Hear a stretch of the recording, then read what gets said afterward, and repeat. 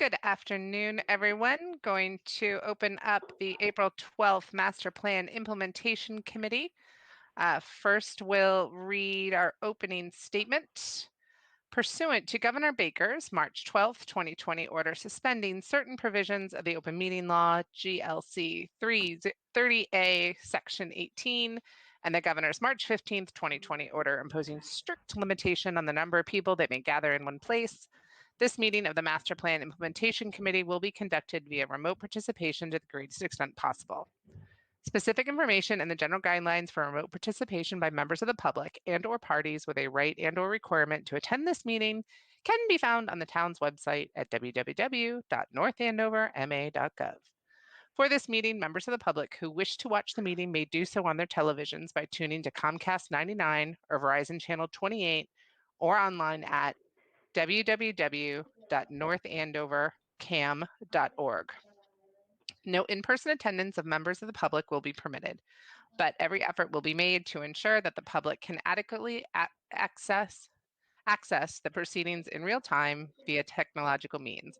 In the event that we are unable to do so, despite best efforts, we will post on the Town of North Andover website an audio or video recording, transcript, or other comprehensive record of proceedings as soon as possible after the meeting.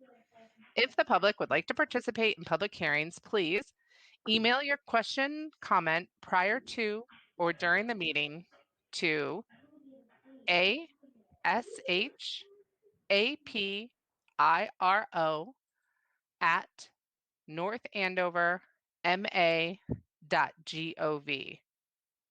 The question comment will be read during the proceedings and responded to accordingly. So on that note, calling the meeting to order. Welcome everybody. We'll start with attendance. This is Kelly Cormier. I'll do roll call here. Stan Limpert. He let me know he will most likely not be joining. He may be late, but he's not here now. Holly Williams. Here. Chris Nobley. Oh, I see you, Chris. Oh, here. Unmuted. Jay Dowd. Here. Sean McDonough. All right, we do not have Sean yet. George Kohler. Here. John Strauss. Here. Meredith Barnes-Cook. Here. Sean McDonough. Just here. There we go. Perfect. All right, everybody. Welcome. Thank you. Happy April. So the first item, or third item, if you will, second item actually on our agenda, public comments. Andrew, have we had any public comments since our last meeting, or anything come in since I started reading the opening statement? Just checking now to see if we have anything from today. I have an inordinate amount of new emails here. No, nothing that I can see as of right now. All right, just a reminder to anyone who's listening at home, if you do have any comments during the meeting, you can email them to ashapiro@northandoverma.gov during the meeting, and we will read them as we see them. All right, so number 3, so approval of the minutes from March 15th and February 2nd. People had a chance to look at them, or does anyone need any additional time to look at them or have any discussion points? We can start on the March 15th. All right, I move we accept the March 15th. Can we do both of them? I move we accept March 15th and February 2nd meeting minutes as written. I'll second So that. moved. All right, excellent. I will do a roll call vote. For those that are here, Holly. Yes, I approve the minutes. Chris. Yes. Approved. Jay. Yes. Sean. Yes. Okay, George.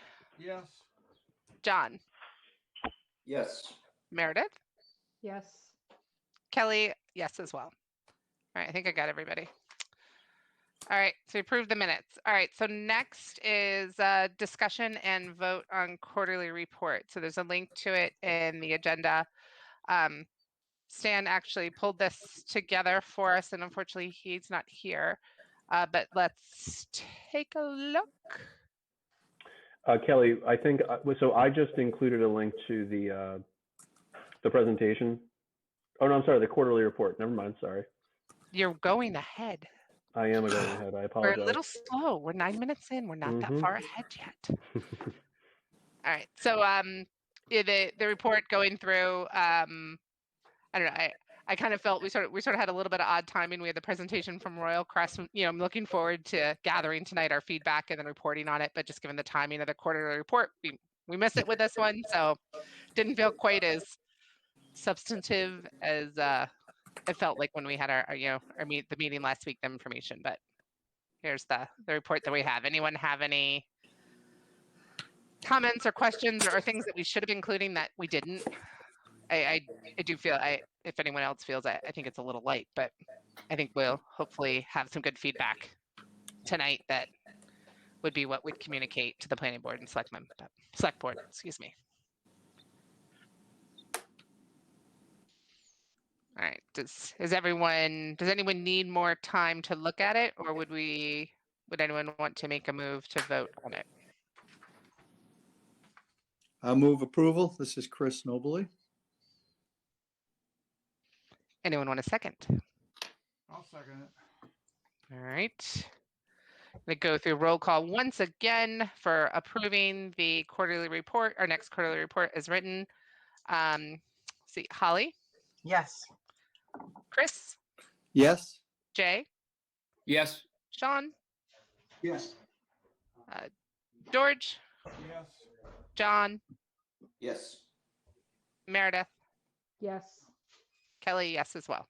All right, you got everybody. Kelly, Kelly, one thing I would say just in general about the quarterly report is from our last experience, I think there's an engaged discussion opportunity with this. So although you may feel that the body of the report is light, it's really an opportunity to engage discussion. The board, I think you've seen, is very eager to get feedback and perspective. So I would just use as a platform to dive in the pool, and certainly, a myriad of things to touch on. So don't feel constrained by just what's in writing there if the rest of the committee feels the same way.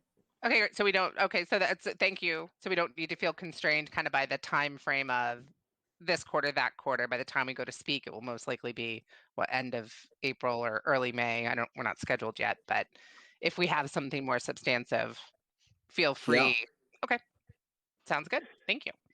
can I just offer one other comment if it's Please okay?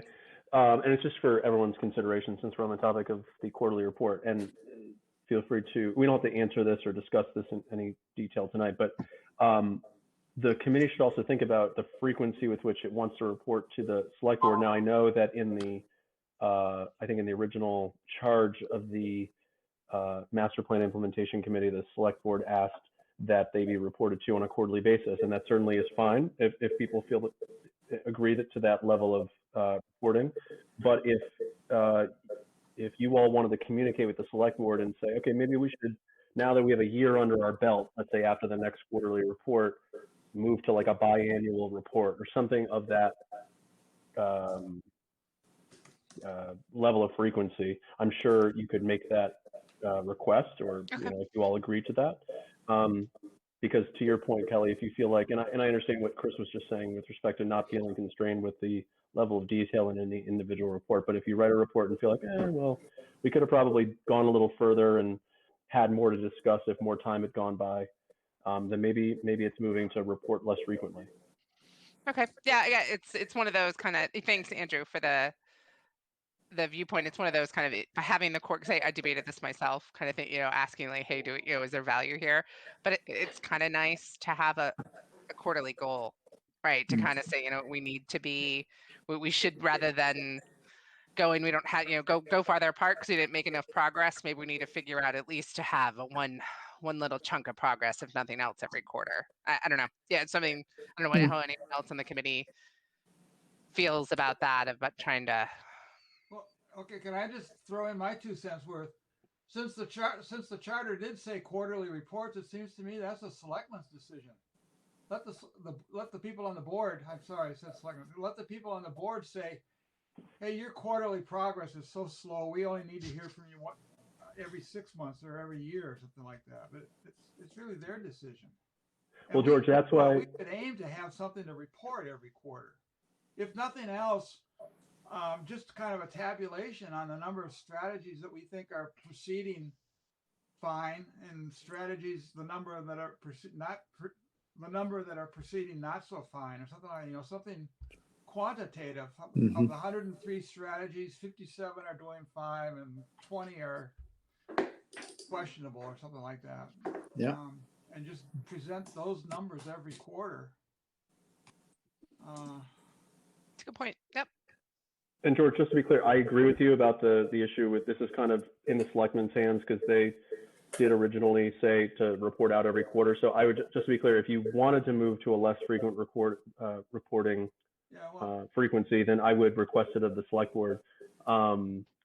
And I mean, this is a new committee, right? So no one knew, I don't think anybody at the beginning of this whole thing knew what might be appropriate in regards to reporting, and maybe quarterly is fine. It's just something I just wanted to throw it out for your consideration, that I don't think it's written in stone for the rest of your lives that you have to do a quarterly report. That's all I'm saying. All right. Thank you, Andrew. All right. So we voted. Yeah, we voted on that. All right. So next, our number 5 on our agenda. So getting our discussion and feedback by the subcommittees on the presentation that we heard from Royal Crest last month. In trying to, and I know I just sent out kind of some thoughts on this, but in trying to think about how do we capture our thoughts and feedbacks, right? We are the Master Plan Implementation Committee, obviously. So it made sense in my mind, just a way to kind of capture this and capture our feedback was using the master plan, using the strategies in the plan. I tested it out, actually, George and I tested out when doing our feedback, and it had pluses and minuses, right? But at least it gave us some structure to understanding our feedback and how to look at things.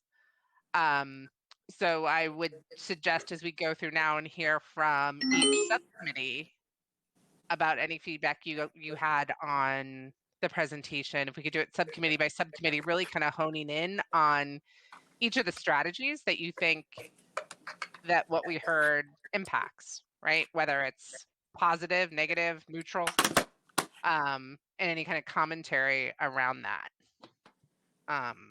That was a few of us had talked about it, thought it would work. I don't know what anybody else thinks, or anybody else has a better idea. That just seemed one framework we could do. And if there's additional feedback, like I mentioned, we can always add in and do a little bit more commentary if necessary.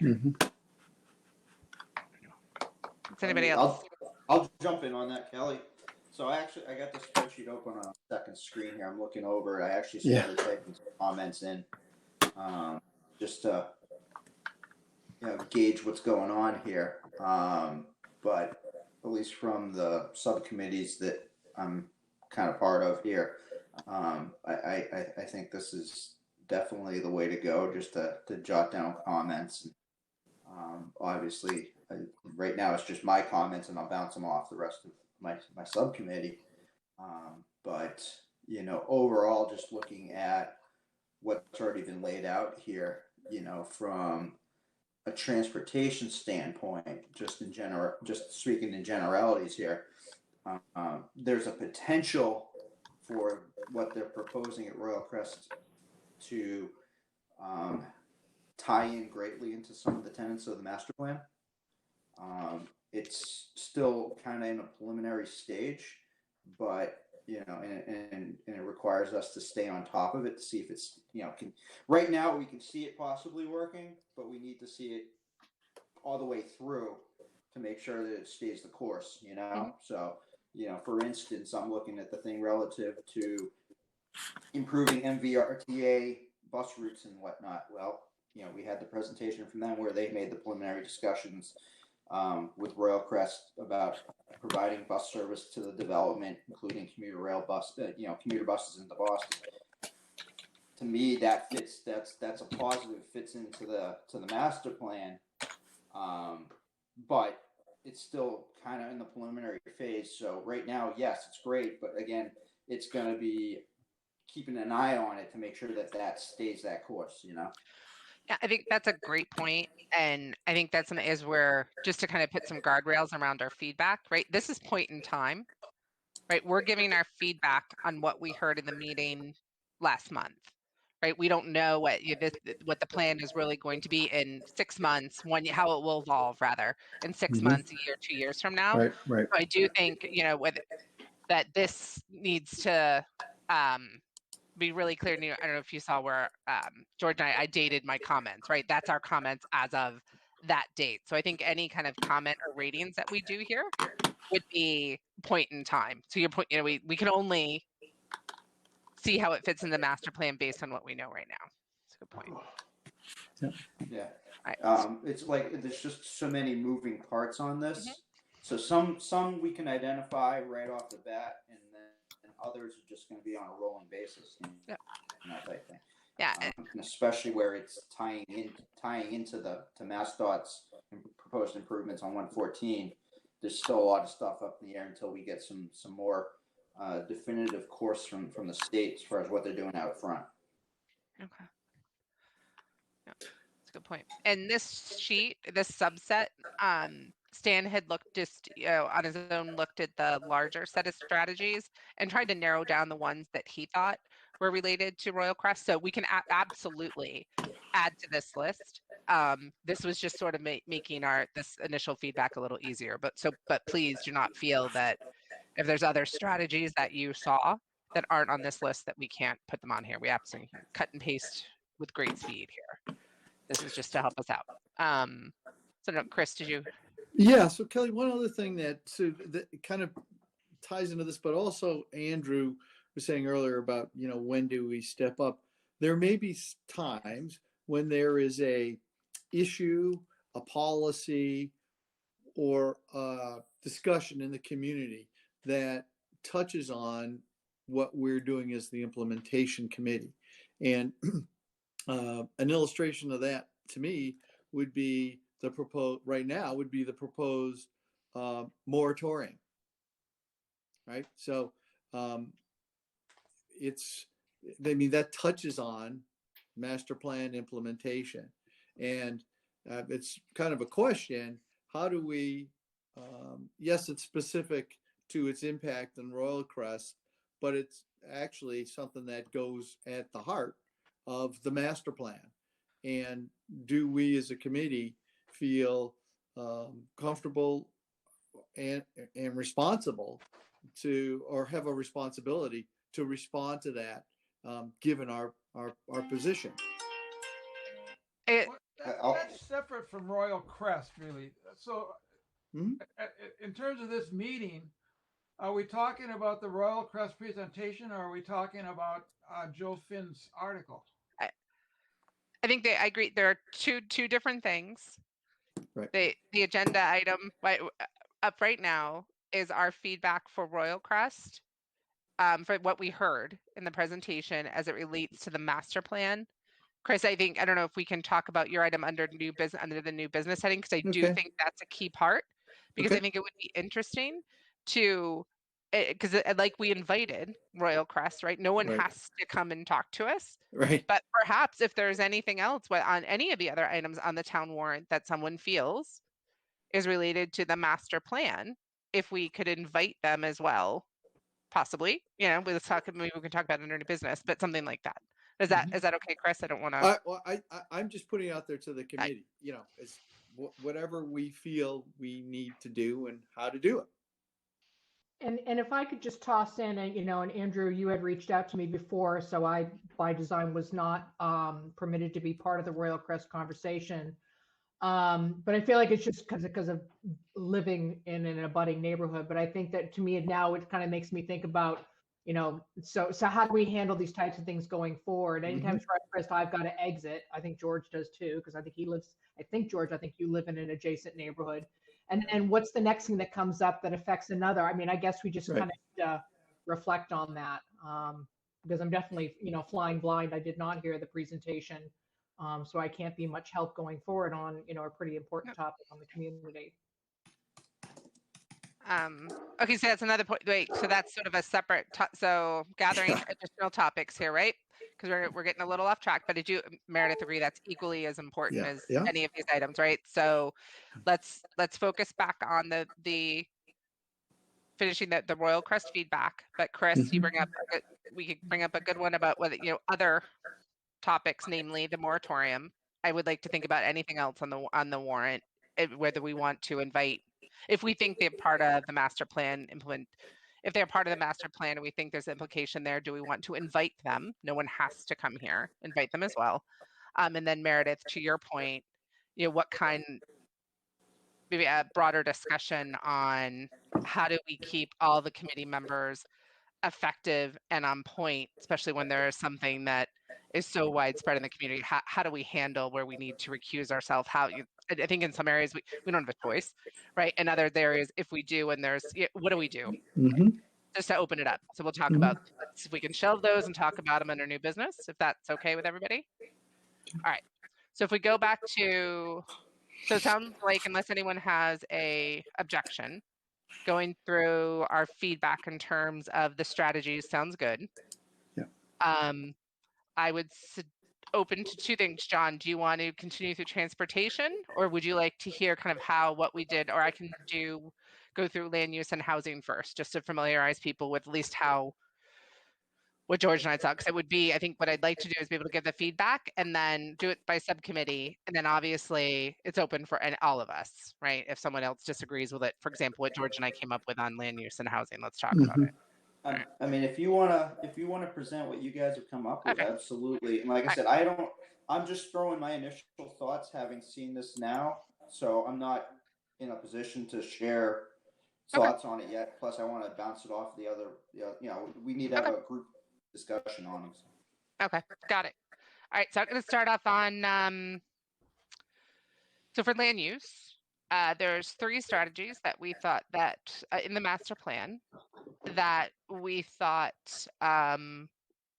could potentially relate to what we heard for the Royal Crest plan. One of them under land use was under part of our goal number 1, which is focused new development and zoning changes along key commercial corridors that may be more appropriate for higher density mixed use development at key nodes or intersections. I mean, the developers, what we captured here was that the developer's vision for this project is consistent with what we see as the vision, how we interpret the vision for this strategy.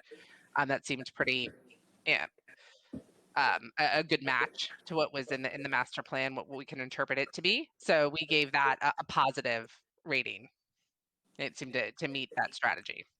Very open to hear what anyone else has to hear. I'm going to kind of keep going, but if anyone has any feedback, stop me on each one. The second strategy was, again, in land use, goal number 2, undertake a series of area plans for key commercial and mixed use nodes to establish desired visions and outcomes for each location and craft zoning to implement those desired outcomes.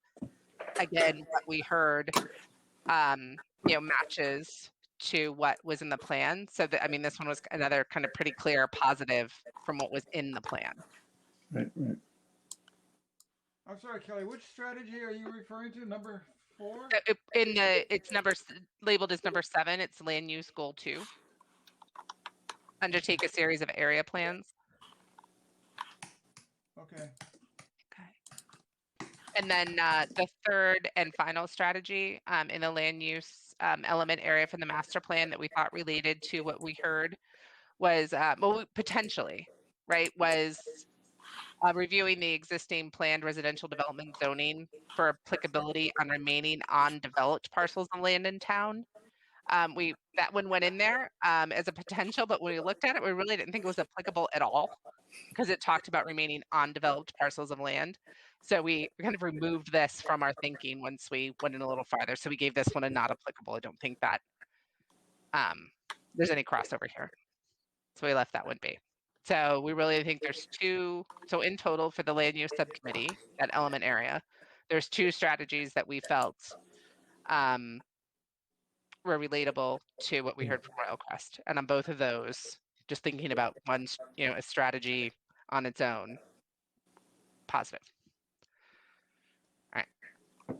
Any comments or questions on that before I move on to housing? Just 3 more. All right. Going, or still here, housing. Again, like I mentioned, there's 3 element goals. The first one that we thought may relate, goal 1, determine the supply and demand for senior market rate and affordable housing and plan for housing to meet the need. So in terms of determining the supply and demand, this proposal, the Royal Crest proposal, does provide affordable housing. And would allow, as the plan that we heard, will allow North Andover to exceed our 40B threshold of 10% of housing. And senior market rate housing is in the plan. So based on how we interpreted that strategy, we again gave this one a positive comment in relation to the strategy, as to John's point, as we heard it. That all makes sense. Okay. Yep. All right, so then the second, and so still in the housing master plan element, the second strategy, again on goal 1, it's continue to review the impact of new housing development on the town's public infrastructure and services. For this one, we looked at, we initially tagged it as something related, but this isn't something that for the developer to do. We said this would be done by the town, not the developer. So in terms of examining Royal Crest, we said this one's not applicable. I don't know if anyone wants, open to discussion if that's something people think would be there, but I don't think that's reviewing the impact. That's on us as the town of North Andover, I think, right?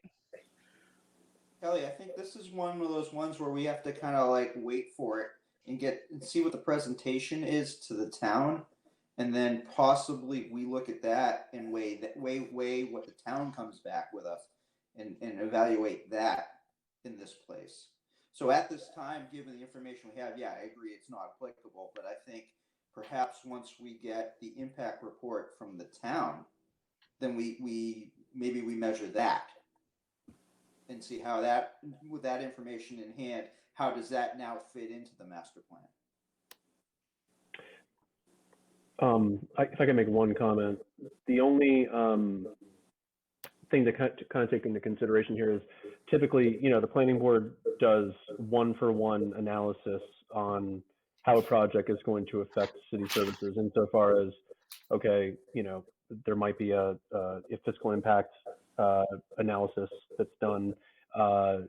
They certainly look at traffic.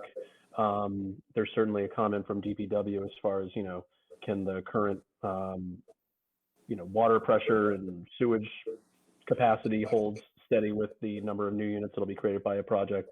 But, adding everything sort of together holistically, it's a bigger question, I guess, and it's not determined by any one project. So that said, I think that the town has done a lot of analysis in this regard. I think, the town is, every time a big project comes up, it examines what that project's going to do from a service impact standpoint. Okay. So what do we do on this one? I think there's different ways to view it, right? It's something like this like I first was coming in and saying this is something the town does. We shouldn't rate we shouldn't rate the developer on this. John, you make a good point. Okay, that's all fine. What I heard was that's all well and good, but town services, that's something that we do need to think about. We might need to wait for information. What do people think we should do here? As we go through this, I'm also trying to keep in mind, the framework that we come up with should work for other proposals too, right? And other things. So as we're going through this, I want to kind of not only think about Royal Crest, but how would we look at anything else? Would this be something that we'd expect to rate here? Well, there's more information that's coming in, and I think Yeah. that's fair. I think to John's point is there's a lot more that's going to be uncovered. And so, the recommendation, maybe it's like an open recommendation. Here's what we found so far and the information we have, going through any process, but at least letting people know we're looking at it, that we've got direction on it, and that we can affirm a number of things so far. But all of this is ultimately subject to what does it ultimately look like too, right? Because there's still a huge negotiation that's going on here. And so, it's not over till it's over. So I don't Okay. know. What do other people think? Does that make sense? Well, yeah, I think I agree. Kelly, do you mind if I sort of follow up on what you said with sort of the way I would put it? I didn't. It's a little bit hard to match their presentation one-to-one to the strategies. The strategies don't fit exactly. But when you read the master plan, and also when you read the housing production plan, a couple of things stand out. First of all is the need for affordable housing. That's affordable housing with a capital A, capital H. Yeah. People earning 80% of AMI or less, or no more than 80%. Another focus is senior housing. We need more options for seniors who want to downsize and remain in North Andover. Another thing is just looking at the plan. It talks about housing at various price points. We have to have a variety of price points in our housing.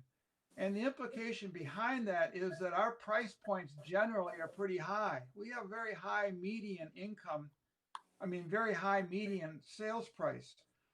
So we would like to have housing that's not as expensive as market forces seem to be driving it in North Andover.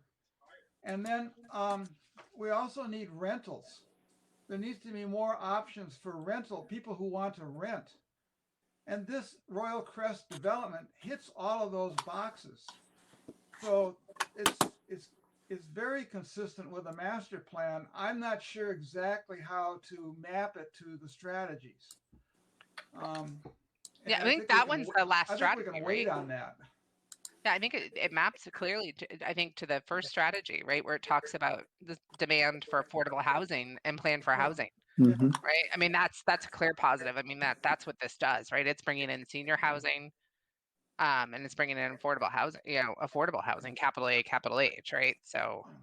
And then another option that is providing that we don't currently have in North Andover, I don't think, is the option for a community where people can live and then they can walk to a retail store, walk to open space or something like that.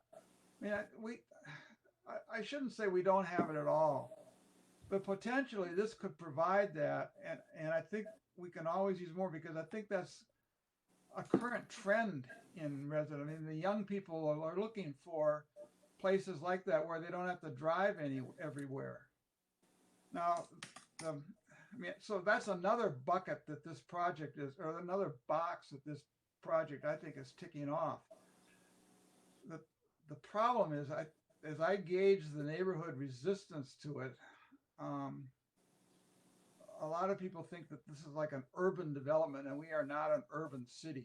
So that's a bit controversial, but in my mind, that's a plus, because that's another option, another housing alternative that, or another kind of housing that people can select or can choose if they want to have it. And I'm confident that there will be people that want it. Of course, the developer wouldn't do it if he wasn't confident. So, my opinion doesn't matter.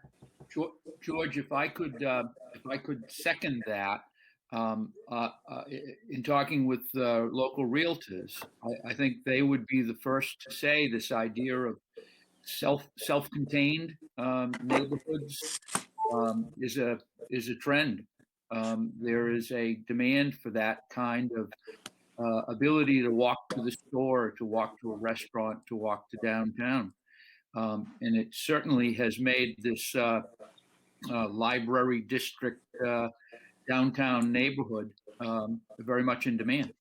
So yes, this is what buyers want, according to the realtor.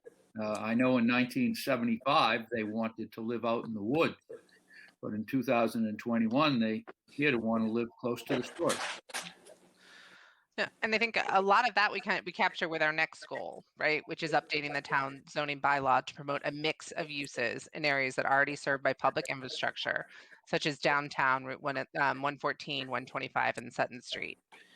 Right? And the notes we captured here, right, is the RC development is promoting the modification of town zoning bylaws on Route 114 to allow for mixed use. So we said that the developer's vision is consistent with the vision for the strategy and gave it a positive. So that I think that we captured on both of here. I think it just to circle back on the other, I just want to be able to kind of close out on the strategy back that continue to renew the impact of housing development on the town's public infrastructure. It sounds like the sentiment here is we more need to say that this one's in progress, right? We don't know the answers yet, but that we should have, as a master plan implementation committee, we should take a position on this. So I'm looking at the head nods. So I'm going to say that this one's in progress. Right now, we just don't have the information to say anything. All right. So wait, is that, or what are you saying, George? Well, I think we can say something. It's What can we say? offering options for affordable housing, for senior housing, for rentals, and hopefully for modestly priced houses. Okay. Yeah, I agree. I think living units. I think we've got that one of the other strategies. This one, though, is just around the impact to the town's public infrastructure and services. Right, right. So this is just to infrastructure, because we have the positive on the other, right? We said, yes, this does mixed zoning. Yes, this is senior and affordable housing. This one's just on the impact. Right now, I know I personally don't feel like I could say one way or the other. But it's still in progress on the impact. So does that feel, looks I'm seeing some head nod. All right. Yeah, yep, yep. All right, so that is the end of the strategies that for land use and housing we thought related. Capturing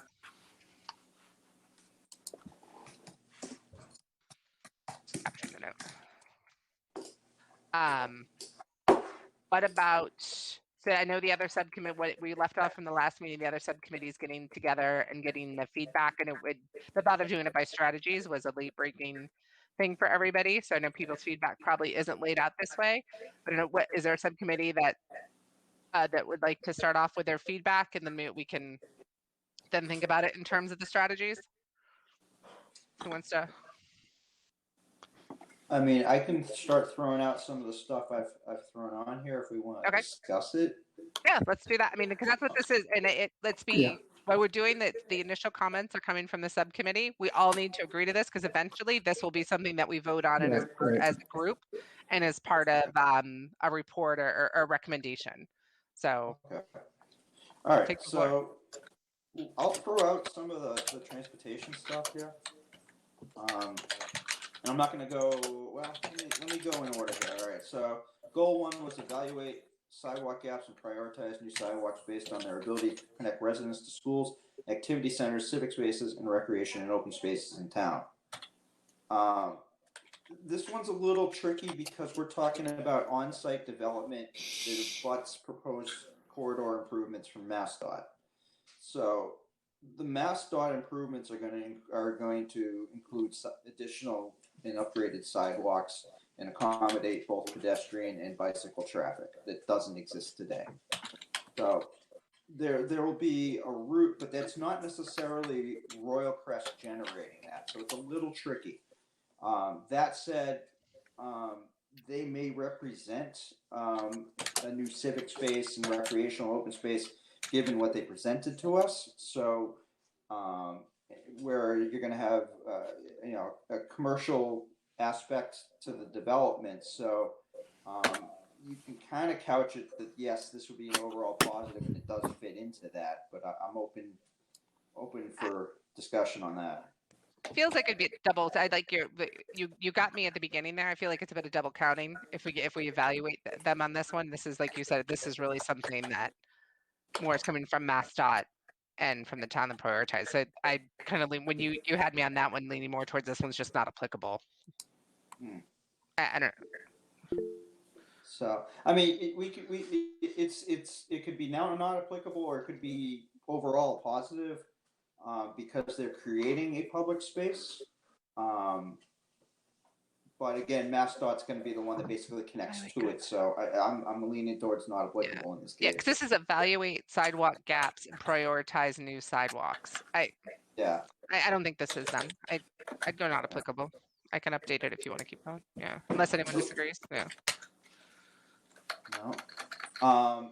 In the same vein, the next goal was evaluate the feasibility of increasing sidewalk frequency and visibility on major travel corridors such as Route 114, Mass Ave, Route 125, and Chicken Grove. Again, MassDOT's handling that as part of their corridor development. Royal Crest is just going to tie into it. So this one's absolutely not applicable.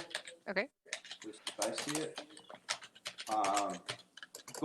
The next goal was couple sidewalk and crosswalk improvements with pedestrian scale lighting to increase visibility and safety.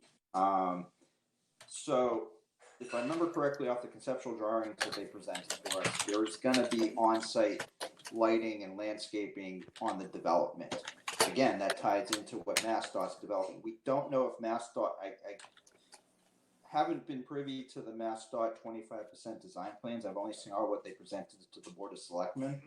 So I don't know if there's going to be any street lighting component along the corridor. So, but couple crosswalk and crosswalk improvements, again, tying into the development. Ultimately, it's a net positive, but I don't know how applicable it is in this case.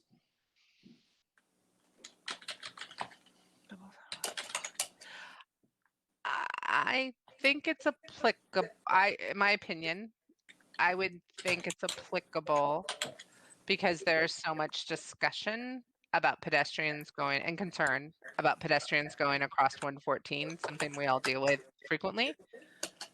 I think it's like with this, like other strategies, we got to think this one, pretty limited just to sort of that section of town, right? Like they're not doing anything on sidewalks down Main Street. This is Yeah.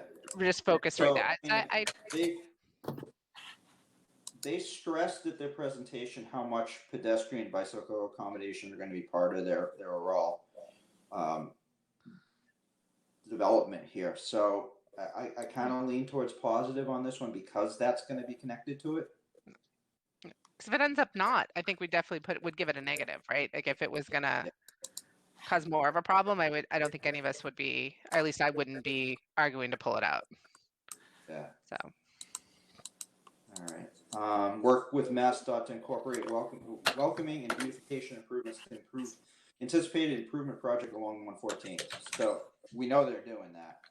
Obviously, they're doing brand new huge development that they're going to have major landscaping, hardscaping.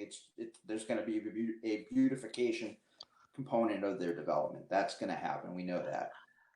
MassDOT, not necessarily at the same level, but we do know MassDOT's going to be installing grass strips as part of their development that don't exist today. So there's going to be a landscape buffer between the edge of the roadway and either the sidewalk on one side and the pedestrian and the shared use path on the other side. So ultimately, there's going to be upgraded vegetated areas. So I want to say that this is a net positive in that regard. Yeah, I fight on my own personal opinion of beautification, but It's all relative. it's all relative, right? Really. Got to think about where we're Again, at. Where we're at now, it's a right? state job. The state's not, they do landscaping, but it's not landscaping. But again, given what's out there today, is it an upgrade? Absolutely. That's right. Is it a maintenance concern, making sure that it's constantly mowed and all the sand gets off after the winters and stuff? That's another story. Mm-hmm. But it's not like MassDOT's going to go out there and plant shrubs everywhere or whatnot. That's just not what they do. But once you tie into where the Royal Crest development is, you're going to have trees, you're going to have shrubs, plantings, flowers, grass areas, mulch areas. So if you focus on that aspect, then yes, and that's going to be along the frontage. So I want to say it's kind of a positive. Yeah. Yeah. I would agree. Okay, this is one. Evaluate safety and congestion improvements along key roadway corridors and intersection improvements to promote safer travel speeds, improve safety at key intersections, and create a safer and more connected sidewalk network. This should include conducting traffic counts on Ontario roadways to ensure data is recent and relevant. Okay, so we know that there's been traffic studies done. MassDOT is working with Royal Crest to integrate their design into the proposed corridor improvements. To what level, that's still ongoing. It's just how the design process goes, and I only say that because I'm privy to that process with what I do for a living. That said, ultimately they are going to connect into the bicycle and pedestrian network, and that's the point I want to hit on in this one. That it's going to be a net positive in that regard. In theory, what MassDOT proposes will be safety upgrades to the 114 corridor. You're changing signalized intersections. You're providing signalized pedestrian crossings that don't exist today. They're gonna replace that Hawk system that's out there today.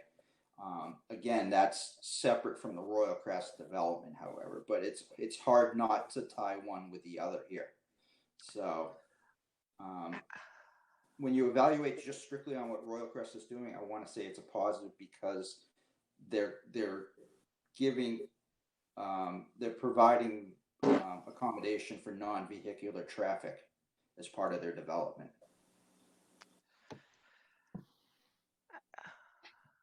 Based on this, I'm stuck on the congestion in terms of giving it a positive, right? I see where you're saying with the safety of bicycles that there's a positive, right, which is extremely important.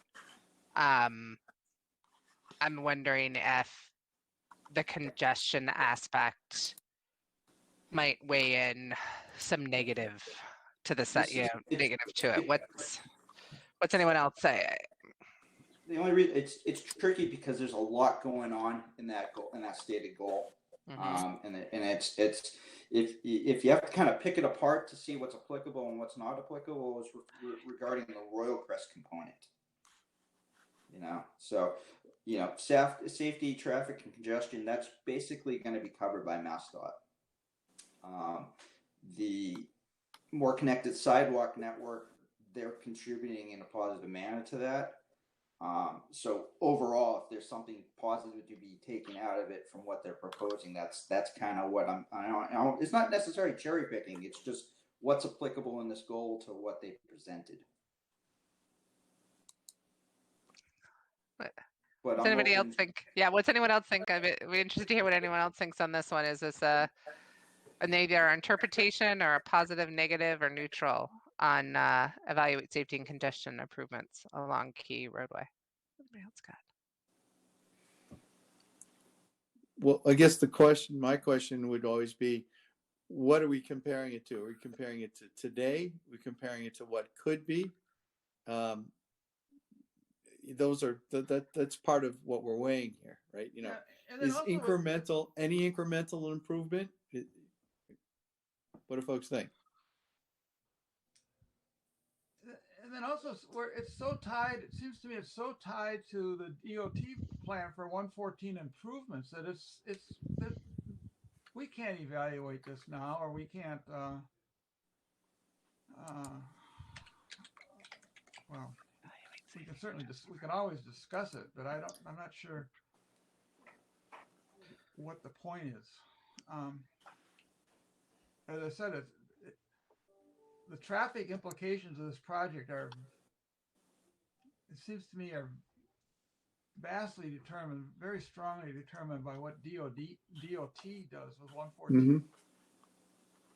And I mean, I think part of it is maybe we kind of this is one of those ones where we wait until we have a definitive set of plans to look at. I think that might be the best scenario here. Once we actually have something to look at, and it's more than a conceptual level, it's actual design plans. Even at a 25% design phase, at least it tells us what their design intention is. A realistic design intention, not a conceptual thing. So maybe this is one where we take a wait and see and just evaluate it later on down the line. Maybe it's the in progress one. And I guess make sure, but maybe I agree with that in thinking, I'm wondering, I just want to make sure we all agree on what this one covers. And maybe I'm wrong. Like I read this as sort of the placeholder for traffic congestion potential impacts. So that's what I weighed that, and you made a great point, John. There's a lot more in here than that. And so I want to make sure too, I'm not incorrectly understanding that strategy. Does anyone else see that as sort of the strategy where if there is a negative traffic impact, that's one we'd look at, or does that go somewhere else, or is that not in here at all? I want to just make sure we're all saying the same thing. Kelly, I think it's an understatement to say there'll be a significant impact by the sheer density of that project. God knows how many cars are going to be garaged there at night and off to work in the morning and arriving in the afternoon home from work, significantly more than there are today. So I know Mass DOT must have that in mind, but I think we have to consider the density of that project and how many cars it's going to dump onto that roadway. Yeah, and there's a lot of that information's been presented to the planning board already. There's been a lot of the traffic studies and the analysis of the, all of those types. So a lot of that information is out there. I would think though that, but to John, to your point, I don't think maybe we're done on this one. Maybe this one goes to in progress, which you already did. This one's in progress, right? But I just wanted to make sure that we all think that this is both safety as well as traffic impact, because we know that that's something that we're certainly, I think we're not we as the master plan implementation committee, but we, and at least as someone on the planning board, we're hearing a lot of concerns about. So I just want to make sure that this is the right place for it. Just to address Jay's concern a little bit. So it's one part is, yes, there's going to be traffic generation, but the other side of that coin is ensuring that it's safely accommodated and accounted for. And that's what I think, that's what this goal targets is. Okay, we know how many, it's part of the traffic impact study that was conducted for this. Planning boards, or, how many cars are generated per hour, how many trips per day, what's the peak hour and stuff like that. Knowing those numbers, that's, from a traffic engineering standpoint, they take that, digest it, and, and use those numbers to design improvements that accommodate those numbers. Right. And that's the focus. That's kind of what this is getting at. Is we know there's going to be people there. It's right. Can we maximize the safety for everybody involved? Right. Yeah, these are the kinds of numbers, when you think of it, that inspire moratorium proposals. That oh God, how are we going to handle all of those new cars? And that's when people want to say, oh, stop, don't build anything new. So whatever information we can provide the public on that subject would be vital. I think, Jay, you bring up a really good point, and that is kind of the intersection of all this, which is that we're still waiting for more information. Does it have some value to tell people where the trend is, where our focus is, whether some feedback at all, or do we just say no, we're still evaluating it? What is there any sense about whether there should be an interim clarification? Right. So, Meredith, if I can committed to weigh in as an abutter, I would say I would veer more towards kind of saying not much of anything until we really feel solid. Because whatever we say, even if it's well-intended partial information, is going to emotionally go one direction or another. We know it's a very impactful potential project in this area. So I just weigh in that, I think the more that we can try to silence to remain objective and neutral until more facts are known, that would be my vote. Yeah. The other thing is, and part of it is like, it's easy to get caught up in all the technical terms here and be lost. And a lot of, it's how and it's not necessarily our task, but how does this information get disseminated to the public in layman's terms? And that, the more it's easily digestible by someone reading it and understanding it, the better off it is for everybody involved. Just to be able to understand, get your arms around it without getting lost in the weeds or anything. Right. Mm-hmm. Agreed. All right. So in that one, that transportation goal, we're leaving that one as in progress. We just don't. We will plan on evaluating it. We just don't feel right even to do an interim with what we know now to give it a rating one way or the other. Okay. All right. You've got your next one, right? The MV. Did you All talk? right, and then the last transportation goal was improve MVRTA circulator routes and frequency of those routes as a way to increase ridership. And as I spoke earlier, they've had initial discussions with the Transit Authority about providing additional bus route that incorporates the site and the possibility for the commuter bus into Boston, if I remember correctly. Once we can, as long as people can confirm that, but that was one of my takeaways, and obviously that plays perfectly into this goal, and there's no question, at least in my mind, that's a positive in that regard. Yeah, I think that I would agree. I think this is a positive based with what we know today, right? Like all these, this is point in time, the plan. Because I'll be honest, I don't remember if it was in our meeting or in a planning board meeting where there was the discussion of the potential commuter bus with a direct into Boston, potentially on the soldier going in. So that keyed off for me thinking about my commute in. So. Yeah, that's and I'm very careful to use the word potential. Oh yeah, all this is. I think that's on this. Not. I think if we use this form in any of our report, this is a snapshot in time with what we know right now. Yep. Could change tomorrow when we're not capturing it here, right? Mm-hmm. So Exactly. There's nothing concrete that's been presented because it's still in the planning stages. Yep. Got it. All right, so that takes us through. Is that all? That looks like all of transportation, unless you had anything else, another strategy you wanted to add in here. No. All I have. All right, Chris, I saw you were busy here. Do you want to take us off on economic development? And just so time check. Yep. We've got 29 minutes. We do have to stop at 6:30 because there's trustees of Osgood Hills that have been the request that we stop at 6:30. Yep. So we keep. I think we're making good momentum. So let's keep plowing through here. There were a couple other topics on the agenda that maybe we can, unless anyone else feels differently, I would suggest we carry over. So I say we keep going unless anyone feels differently. Keep going. All right, let's keep going. Okay. Well, I kind of looked at these and say, these are all ongoing. They're all subject to getting much more information. But if you look at goal 1 under economic development, right? So, business attraction efforts and that are consistent with the community. It can be reasonably supported and so forth. I think that's what the project is attempting to do. I think we all can have various opinions about how effective they are, whether it's enough or too much. But it is certainly addressing that in its offering a broad number of things there, right? So it's everything from housing, commercial space, hotel, right?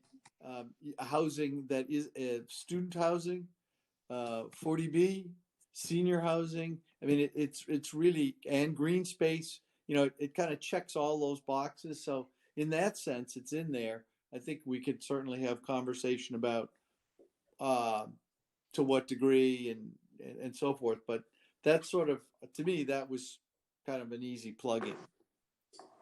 What's the consensus? Yeah. Hey, Chris, this is Sean. I agree with you. This project is all about the goals that we have lined up here on lines 8, 9, 10, and 11. So It's everything that we want the town to do based upon the master plan, and it's going to take place maybe on this piece of property. So I agree with all the comments you have for all of those. I would agree as well. This is sort of a slam dunk, honestly, in the economic development category, right? That speaks to the obviously a push for a developer, right? Like Right. that's, okay. All right. Anything else on the economic development piece? But out of the 4 that were here, right? One in progress, 3 positive. So. Yeah. All right. Thank you. So moving to the next, we've got 3 more subcommittees, at least the ones that were identified here. Open space is the next one, which I think is that open space, Holly and Stan? Holly and Sean. Oh, Holly and Sean, sorry. Okay, so Yeah. Sean, do you want, there's 2 here, and I actually made a note on one of them because I asked the question in the meeting last time, but what are your thoughts? Yeah, so I haven't powwowed with Holly on it, but number one, there are no sports fields there. Whether or not there's an opportunity for it, I doubt it. Yeah, I actually asked the question in the meeting. I don't know if you remember, and it's not for town youth because I thought that they mentioned it and they said the town green, and I asked if it would be open, and they said no. So I gave it when I did it. I put it at neutral. I'm like, we can't nix them for not adding it, but they're Right. not. What they're doing is not for at town athletic fields. So. Correct. Yep. Yep.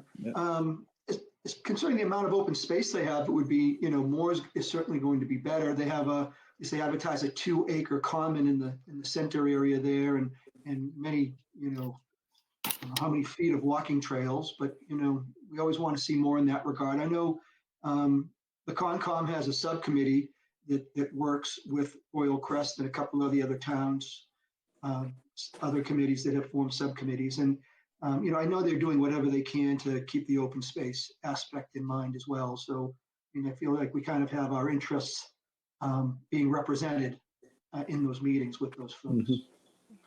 Yep. So do you think that those comments overlay with the open space and recreation goal 3, the identify locations and create handicap accessible walking paths in natural areas and create management plans for each conservation area that address access for persons with disabilities? This is a disabilities focus. So I'm wondering, I'm trying to remember if what we saw is accessible or not. I think the common area in the middle where it's going to be an open area, I can't say for sure, but I would have a lot of hope and thought that would be handicap accessible. But there was nothing about any presentations of the paths going around the outside where kind of towards where the wetlands are that gives me any idea that somebody's going to be able to go there that's got some handicap necessities. Yeah, that's a good point. And there was all those walking paths, but I haven't seen anything about that. So yeah, good point. So do we want, I'm just looking through the presentation quickly to make sure. So a question would be, and maybe Andrew can answer, are there any ADA requirements that mandate, again, for the walking area, all that those accommodations are baked in automatically? Yeah, I mean, any new construction, regardless of whether it's, new construction of outdoor, accommodations, it has to be ADA accessible. And of course, so do the buildings themselves. I think everything has to meet, every new project has to meet ADA. So that's my understanding.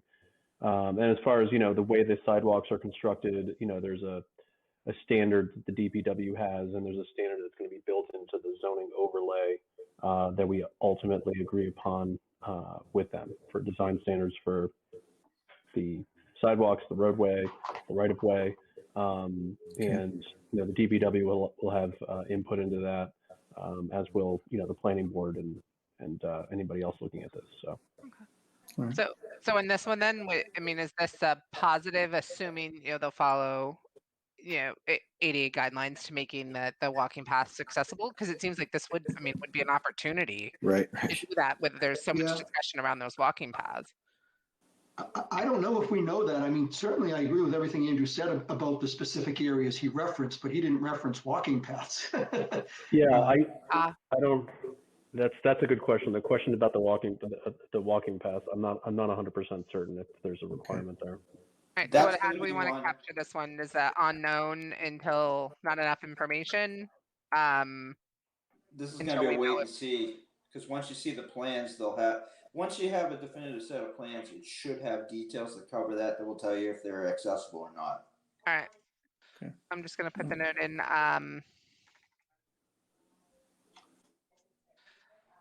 In that regard, is there, how do we follow up on these questions?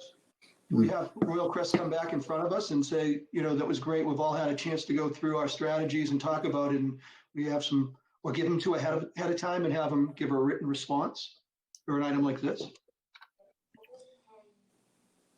I mean, I'd wait until planning board gets through their process, and once they have definitive plans that they can present, sometime thereafter, either we get them to do a quick little presentation and a walk through their plan set to us, maybe not as long or as in depth as what they did last time, but something real quick just to walk us through what they're proposing, or we can target questions to them relative to these items, so we can kind of just pick and choose what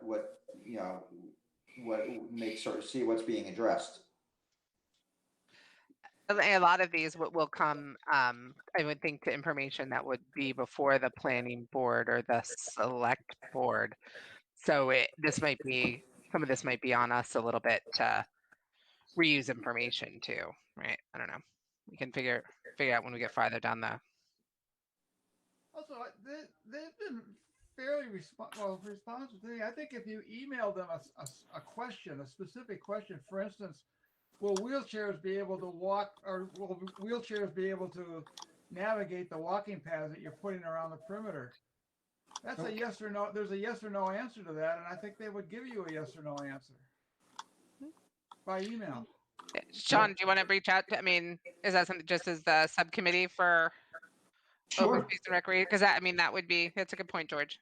That's really the only the rest of the stuff we know is coming. That one, I think that's the first time I've heard that one brought up yet.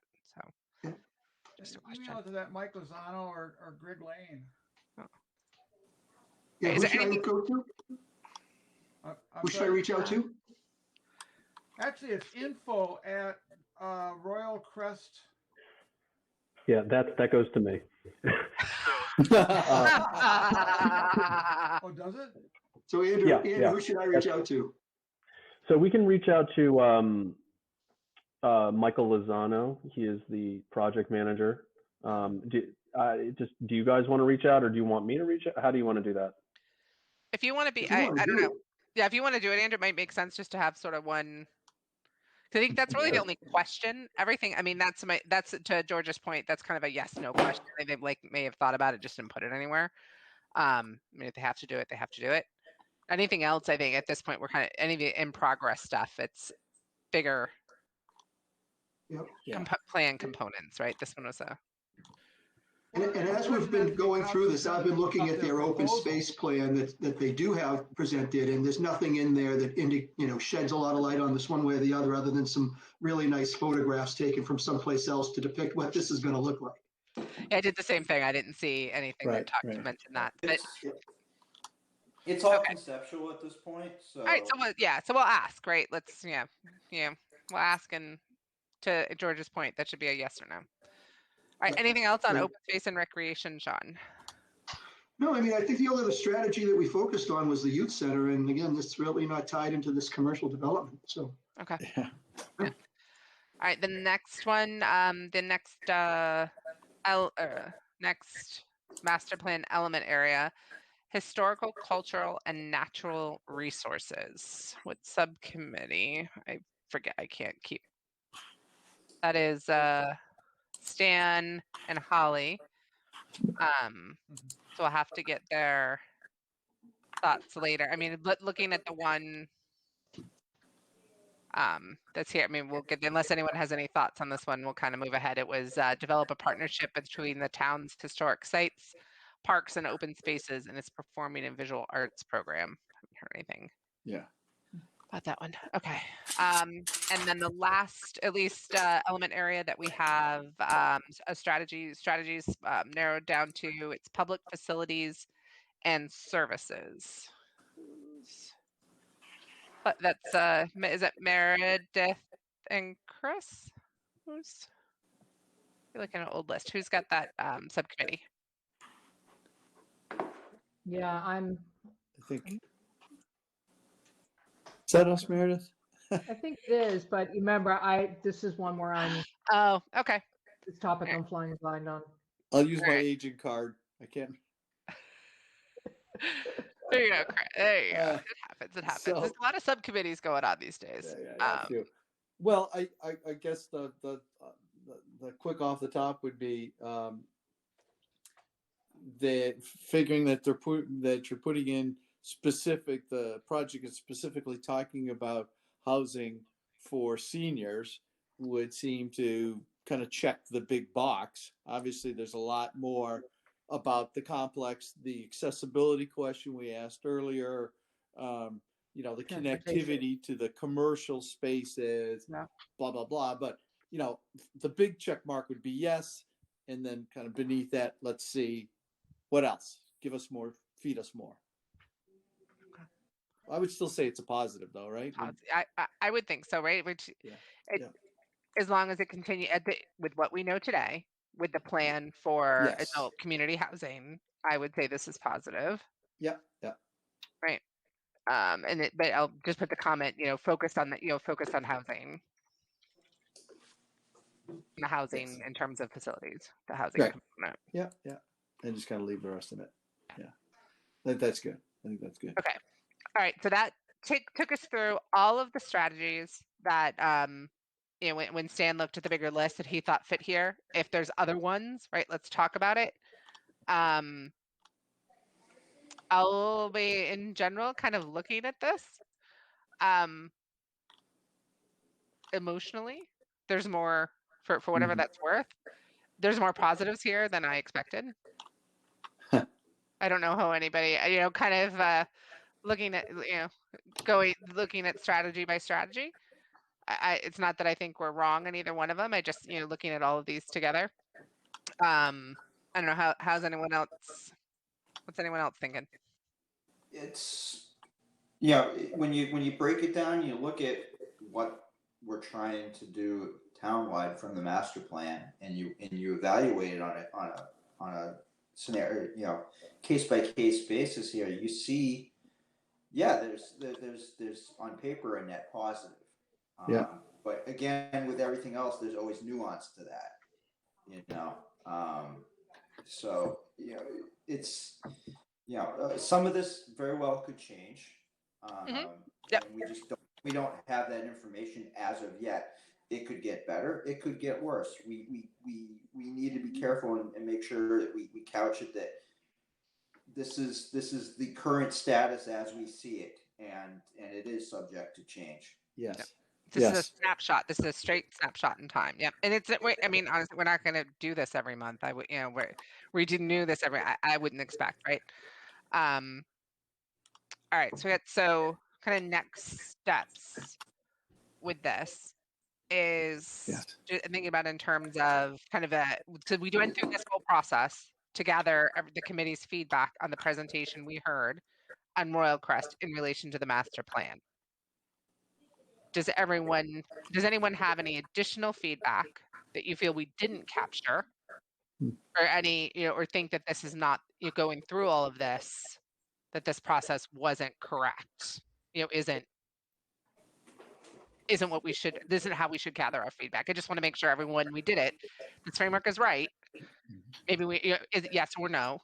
If yes, you know, is there any additional feedback to layer on, or not, right? Or we need to throw this out and start over. I'm just want to open up the conversation to make sure that people feel comfortable that this is a good framework. Yeah. Yeah, the charge of this committee, is to evaluate how stuff fits into the master plan, part of it at least. Right. And I think that's absolutely what we've done here. And we have a myriad of voices, myriad of different opinions. If it appears that there's a general consensus, then so be it. We if we differ in opinions, that's what makes the discussion. As long as it's a healthy, open discussion that we've been doing, then I think we're working towards our goal here. Yeah. That said, again, as long as we're privy to information as it comes about down the line, so we can evolve our thoughts relative to this, then that's going to be an essential portion of that. But I think we're headed in a real good direction here with what we're doing. Well, the developer also made it, I think they were tuned in early enough that they kind of laid out with some of these things. So I think that's the other thing about keeping your notes here, Kelly, and doing it by committee and the way it's organized. The next one may not be so well, may not line up as well. So, Yeah, good point. Right. Made it a little easy. I'm anxious, I guess, to hear from the planning board. I think that'll be a pretty interesting report for me, because although, like all of you, I see all of the positives and the benefits that this project brings, but it's really hard for me to evaluate the density of this thing and how much, how many people can that land hold and support. How many cars, for example, can that land hold and support? I just don't know. And I can absolutely see how our neighbors would be scared away from a big project like this when they start to ask those kinds of questions. So I'm anxious for the planning board. I think the planning board would be the review spot that would say, yeah, this is the right number of housing units. This is the right number of parking places. This is the right amount of open space. And, if they say, oh no, there's just too much housing being forced into that, then I think that'll be quite an interesting review. yes. Yeah. I think it's the can versus the should. Pardon me? It's the difference between what can be there versus what the town decides should be there. Meredith, your point is well taken, and I know that the developers' numbers will always be very optimistic, and the developer will always tell us what we should be able to handle, and well, I got to wait for the town's review before I can agree to those kinds of numbers. All right. So just a time check. We've got 9 minutes left. So what I wanted to, what do we do with this next? Right? Do people want a chance to review it again and take a look? Are people done? Take it with the point in time, right? I'm not talking about coming back to it, but point in time right now. Are people comfortable with what's here? Mm-hmm. I mean, I know we have a gap, so we can't approve it or anything yet, right? We need to make sure we get Holly and Stan, make sure they have a chance to review it. So I think next steps is that, asking them to take a look at this offline, making sure, if they have anything, especially for their subcommittee, make sure that their information's captured here. Andrew, you're going to follow up on that one yes or no question. Do you plan on the walking paths being accessible? And I apologize. I don't know the right term, so I may be using not correct term, but ADA compliant for the walking paths. Then is this then something that would be part of, to Chris's point, right, where we're coming up on presenting a quarterly report? Is this something that we would present as a point in time snapshot, right? Not a recommendation, not a on recommendation, but point in time. What we know, would this be an attachment to our next quarterly report? Well, we can't attach it because it's not approved, but at least a discussion point. I would, Kelly, I would frame it as, this is the master plan committee's, implementation committee's evaluation of the progress presented to us by Railcrest at our meeting on 3/25 or whatever it was. Yeah, work in progress. Work in progress, what we know right now. Yep. I Okay, think and that would be very helpful. Very helpful. Yeah, because I look at this and one thing I do not want to do, and I'm not if my mouth is the one moving, won't do, is I won't sum this up into a recommendation. Like, hey, we say this, because I don't think that's our Yeah. charge. And Mhm.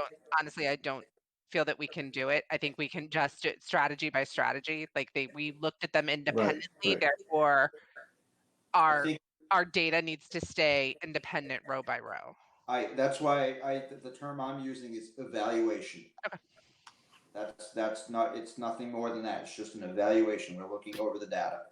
Okay. All right. So given that, we need to final it up. What I would like to do is I would like one more.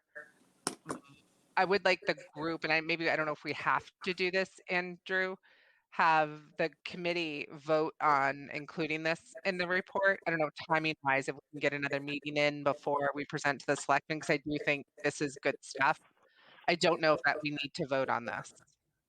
Yeah, I mean, that's totally fine. I mean, there's no, you're just supposed to submit a quarterly report. It's not like there's a deadline per se.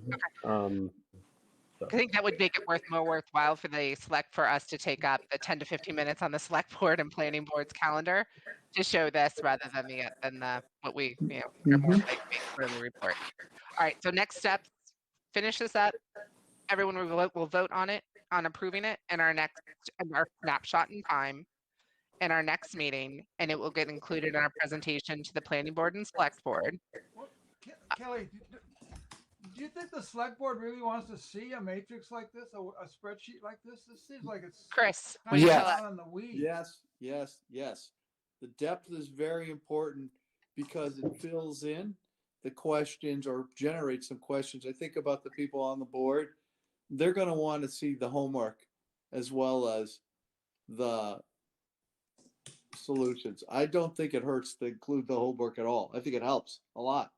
Okay. And it might be an attachment, but I'm hoping I don't have to read this whole thing in the presentation, right? But I think having it and letting them see it, maybe speaking, answering questions, things like that. So we'll plan for that. All right. So I'm feeling we're up against the clock here because I know there's another meeting. Can I ask you a question? When this meeting ends, how can I access this matrix, this spreadsheet, I should say? Yeah, I sent the link out earlier. I can send it back out again, just so you should have an email. Anyone on the committee who did not get it, I'll resend I got the link in the email. So that link will, after the meeting, that link will point to the revised spreadsheet. There's only, it's the link is to our working note, the notes. I just took the notes for this meeting in that in that Google sheet. So that's really our notes for the meeting. Okay. Well, I got the link, so you don't have to send it out. All right. If anybody didn't get it, let me know. All right. So we actually are then going to have quite a few topics for our next meeting. I think there's some timely ones. One, Chris, that you brought up around what other, well, I kind of generalized a little bit more, but what other hot topics would we want to have people come and invite others to come talk to us about? And I think there's a time aspect there with town meeting. So I know we only have got about 3 minutes left till Cam is going to need the line, but I mean, certainly the moratorium, the housing moratorium. Are there other items on the town warrant, just thinking that time wise, that we'd want to offer to have people come in and talk to us about? I don't think. I I will point out that the CPC at the last meeting, the Community Preservation Committee at the last meeting, had mentioned for the next fiscal year wanting to talk to you guys to set up their priorities. So less so focused on this warrant, but looking ahead, at some point they want to either have you guys at their meeting or have one of them come here. Oh yeah, that'd be great. Yeah, Yeah. that's great. So do people? So just thinking about for the moratorium, are what does the committee think? And Chris, I may have misinterpreted what you said. Do we want to invite because that was a citizens petition, invite them to come talk to us about it, or is that something you just want to open up the floor for discussion? What do people want to do? My preference would be to keep it amongst us. Yeah. But I'm open to being swayed to go the other way as well. I was trying to be consistent with we invited Royal Crest. I think we would have talked about it whether they came or not. I like the idea of I'm trying to come up with it just in the back of my mind, just a equal framework. If people want to come and talk to us and give us the information. Otherwise, we work with what we've got.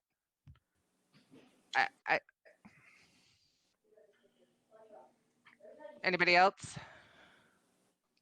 It's a fairly short statement warrant. I mean, it's literally 3 sentences. Okay. So, but you know, what's the rationale behind it is, I guess, what you're trying to get at here. But I think we can read between the lines. But I'm perfectly flexible. Whatever people want. all right. Who would like to invite the citizen who wrote the moratorium to come in? Anybody? I think that's a good idea. All right. Anyone not want to? Well, yeah, I'll raise my hand on that. I'm not really sure. Well, I don't want to. Am I the only one that doesn't really want to hear from him? Because I don't want to prolong the meeting. You said we're up against a hard deadline. I'll keep my mouth shut. You know, I just real quick, Kelly, just something to consider. The difference, I think, between the citizen petition in this particular case and the Royal Crest, you know, the Royal Crest, they are themselves the proponent of the ultimate project. Mm. You know, they're doing it because they want to bring it to the community and they're going to carry the project forward. Mm. If this gets voted, you know, this is for the town to consider. And ultimately, yeah, this person who brought it forward, probably, you know, because they brought it forward, they obviously want to see that happen. But it's not necessarily for them per se. It's for the whole town to consider. So it's not, you know what I'm saying? It's kind of like they just put it forward. It's out there now. It's up to the town to decide you know, how they want to move forward on that. So it's kind of, there's a little bit of a subtle difference in dynamic is the only thing I would point out. That's not to say you can't invite that person in or have that conversation. It's just something to consider. No, I appreciate that. On this, I'm trying to be very agnostic, and I just want to come up with the framework, right? So if there's nuances to the framework, it sounds like there is. So I would say, unless anyone opposes, that we on one of our next agenda items, we'll be talking about the moratorium in relation to the master plan. Yes. So again, let's think about it in the framework of the strategies, positive, negative, neutral, right? And then obviously any additional kind of components by the subcommittee. I think that makes sense. We prepared to talk about that. We pushed on the downtown improvement master plan. So we need to talk about that. The project evaluation viz the master plan that Stan had put on. And then Meredith, you had brought up too, just kind of talking about in general how we want to operate with needing to recuse on projects like this or not. So, all right. So given all that, when's our next meeting? Kelly, quick question. Could you go back to the moratorium? Yes on inviting that person in, or no, just we're going to talk about it? We settled on no, we're just going to talk about it. Just going to talk about it. Is there, let's see, whatever his or her concerns are, could we at least get a printed list of what they have to say, what their issues are? I believe he's going how to they relate to our work here. I believe he's going to speak at a select board meeting. Okay. Oh. So, or he was invited to speak. So that would be the opportunity, right? He was invited to select board meeting.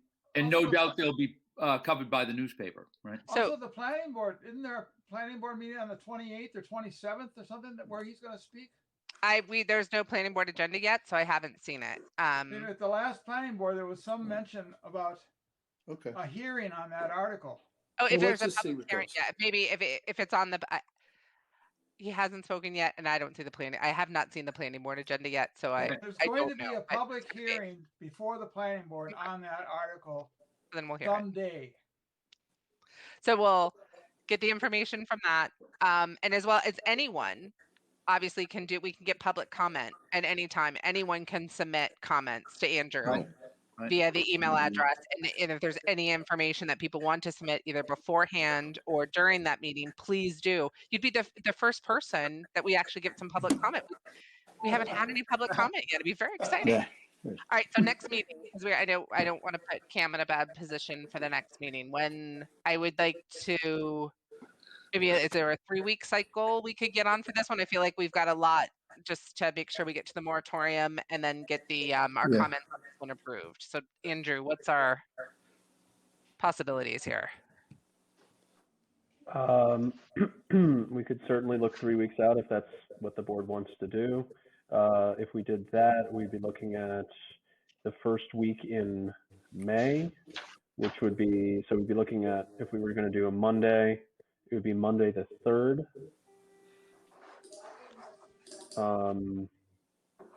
That would be good because that would then be before the next select board meeting. So Mhm. that would be the advantage of having it that week. And there's no other meetings on the public calendar, so it's open as far as other meetings go. Monday the 3rd works for me. Is there anyone it does not work for? Okay. All right, I think we've got our next meeting, Monday the 3rd, 5 o'clock.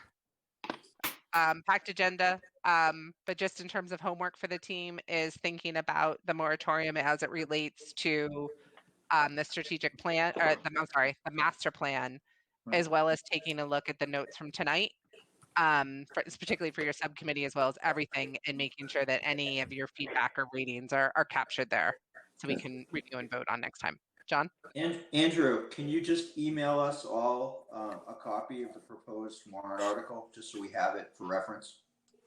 Yep, can do that. Great. All right, Thank awesome. you. We got some good material here. This is awesome. All right, thanks everybody. Have a great night. Thanks, Kelly. Okay, thank you all. Thanks, Oh wait, do we everybody. have to? Thanks, Do Andrew. we have to end it? Oh yeah, you do. Thank you. All right, Motion to adjourn. Motion to adjourn? all right. Second. Chris, Second, Agree. wait. Yes. George, Yes. John, Yes. Jay, Yes. John, yes. Meredith, Yes. Kelly. Yes, I think that's everybody. All right. Thanks everybody. Have a good night. See y'all. Thank Bye-bye. you. Bye.